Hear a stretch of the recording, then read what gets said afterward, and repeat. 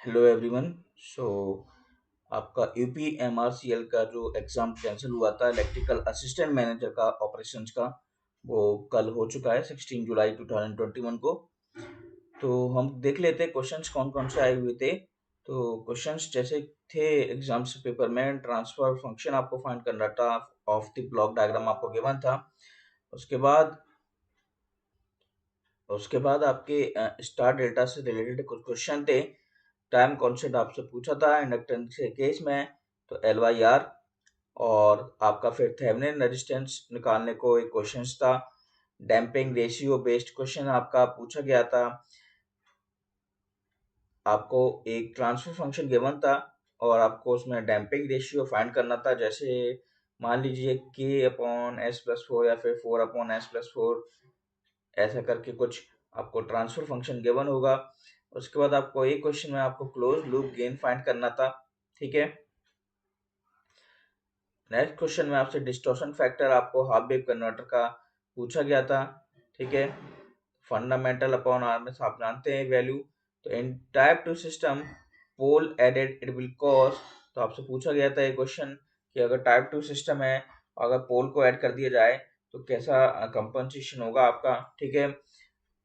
कुछ ब्रिज आपको गिवन थे, तो उसमें पूछा था कि इंडक्टेंस कौन सा मेजर नहीं करता, तो डीसी ब्रिज में से आप देख सकते थे कौन सा नहीं करता है। ठीक है।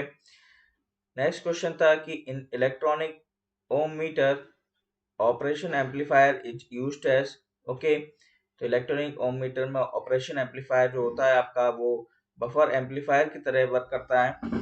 नेक्स्ट क्वेश्चन आपका था कि settling time of second order system क्या होता है, तो 2 to 5%, या तो परसेंटेज में पूछा गया होगा या फिर 4/j⍵n आपसे फॉर्मूला पूछा गया होगा। नेक्स्ट आपसे पूछा था मीटर कांस्टेंट की प्रॉब्लम। ठीक है। तो इसमें मीटर कांस्टेंट की प्रॉब्लम जैसे आप जानते हैं, energy P equals to B I T cos phi आपको फाइंड करना पड़ता है। ठीक है। तो आपसे कोई भी वैल्यू पूछी गई होगी, मीटर कांस्टेंट आपको गिवन होगा। नेक्स्ट क्वेश्चन था कि बैन ब्रिज की फ्रीक्वेंसी कितनी होती है लगभग, तो बैन ब्रिज की फ्रीक्वेंसी जो होती है 20 हर्ट्ज से 20 किलो हर्ट्ज तक वेरी करती है। क्वेश्चन में आपसे पीस वाइज लीनियर मॉडल भी पूछा है। ठीक है। तो पीस वाइज लीनियर मॉडल का जो स्ट्रक्चर या फिर डायग्राम होता है वो कुछ इस प्रकार से दिखाई देता है। Phase difference between two signal, आपके दो क्वेश्चन पूछे गए हैं इस प्रकार के कि आपको दो सिग्नल गिवन है, दो equation B equal to B M sine omega T करके, और आपसे फेज डिफरेंस आपसे पूछा गया है। नेक्स्ट क्वेश्चन आपसे पूछा गया है कि स्ट्रिंग एफिशिएंसी का फॉर्मूला क्या होता है, तो आप जानते हैं कि voltage of the string upon number of conductors into voltage nearest the conductor. ठीक है। तो स्ट्रिंग एफिशिएंसी भी आपसे पूछा गया था, ये सिंपल क्वेश्चन था। नेक्स्ट क्वेश्चन है आपका output ripple frequency of the half wave rectifier. तो आप जैसा जानते हैं कि रिपल फ्रीक्वेंसी जो होती है, आउटपुट रिपल फ्रीक्वेंसी, वो इनपुट फ्रीक्वेंसी के ट्वाइस होती है। तो क्वेश्चन अकॉर्डिंग टू क्वेश्चन आपको गिवन होगा जो भी आपके ऑप्शंस होंगे। नेक्स्ट आपको कुछ इस प्रकार का आपको कुछ गिवन था, forward frequency, forward slip plus backward slip का रिलेशन आपसे पूछा गया था। ठीक है। क्वेश्चन में आपसे पूछे जा रहे हैं कि फोर्स करंट एनालॉजी में कैपेसिटेंस किसके एनालॉगस होता है। Okay. Output frequency of T type flip flop कितना होगा 25 हर्ट्ज पे। ओके। ओपन डेल्टा कनेक्शन में कुछ क्वेश्चन था आपका रिलेटेड, शायद हो सकता है आपसे वैल्यू पूछी हो 57.7% जो होती है।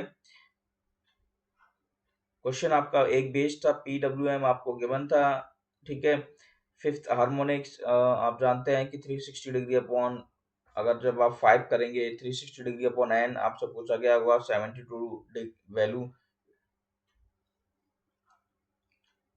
क्वेश्चन आपका और पूछा गया है गेट से रिलेटेड। ठीक है। गेट से रिलेटेड दो तीन क्वेश्चन आपके आए हुए हैं, जैसे कि मान लीजिए आपके गेट कनेक्टेड है। ठीक है।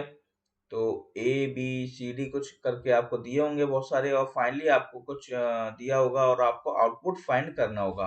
तो इस प्रकार के क्वेश्चन भी आपसे गेट रिलेटेड क्वेश्चन आपको दिखाई दिए हैं। मूविंग कॉइल रिलेटेड आपके क्वेश्चन आए हैं। मूविंग कॉइल रिलेटेड क्वेश्चन का मतलब यह है कि आपसे या तो शंट रेजिस्टेंस निकालने को बोला है या फिर सीरीज रेजिस्टेंस। ठीक है, तो आर एस एच आप जानते हैं जैसे कि R M upon R M minus one होता है। ठीक है, और R S C R M into M minus one. तो इस प्रकार के क्वेश्चन आपसे पेपर में पूछे गए हैं। फोर्स वोल्टेज एनालॉजी में इंडक्टेंस किसके रिलेटेड होता है, ऑक्सीलेटर क्या कन्वर्ट करता है, बीटा और अल्फा में क्या रिलेशन है। ठीक है, alpha upon one minus alpha, या फिर आपसे वैल्यू करके कुछ आपको बीटा फाइंड करना होगा। आइगन वैल्यू से दो क्वेश्चंस आपके आए हुए हैं। स्लिप आपको निकालने को बोला है, तो सिंपल है N S minus N R upon N S. आपको ये भी दो क्वेश्चन के लगभग आए हुए हैं, आपसे स्लिप पूछी गई है। ठीक है, और सेक्शन वाइज की अगर हम बात करें तो एप्टीट्यूड सिंपल था। ओके, और इंग्लिश क्वेश्चन पेपर भी सिंपल आया है, लोगों ने बोला है। और अगर हम जीके की बात कर रहे हैं तो रानी रामपाल बेस्ड एक क्वेश्चन है, जैसे हॉकी की प्लेयर हैं। 1971 हॉकी वर्ल्ड कप पूछा गया है। एमजी नरेगा का कौन सा साल था, Majuli river island, treaty of Allahabad, strength of Rajya Sabha 245 आप जानते हैं, मजूरी रिवर असम में है। तो ये सब क्वेश्चन आपसे पूछे गए हैं। और बाकी की बात करें तो जैसा कि बताया कि अ, आपका जो पेपर हुआ है, जो कैंसिल हुआ था, वो पेपर हो चुका है। ठीक है, आपको स्टूडेंट्स ने बताया है कि उनके पास मेल आया था। तो एक क्वेश्चन पेपर जो हेल्ड हुआ है वो 16 जुलाई 2021 को हेल्ड हुआ है। ठीक है, तो क्वेश्चन पेपर ज़्यादा डिफिकल्ट नहीं है, नॉर्मली से क्वेश्चन है इसमें। और जो टोटल क्वेश्चंस थे वो लगभग 140 क्वेश्चन थे। ठीक है, 90 क्वेश्चन आपके थे टेक्निकल के, बाकी क्या थे, नॉन टैग बेस्ड क्वेश्चन थे। तो आपको अगर कुछ अगर अपने पेपर दिया हो तो कुछ क्वेश्चन याद हो तो आप नीचे टाइप कर सकते हैं। ठीक है, लिख सकते हैं, जिससे लोगों को अपकमिंग कोई भी एग्जाम हो तो वहां पर लोग उस क्वेश्चन को देख सकें। Thank you.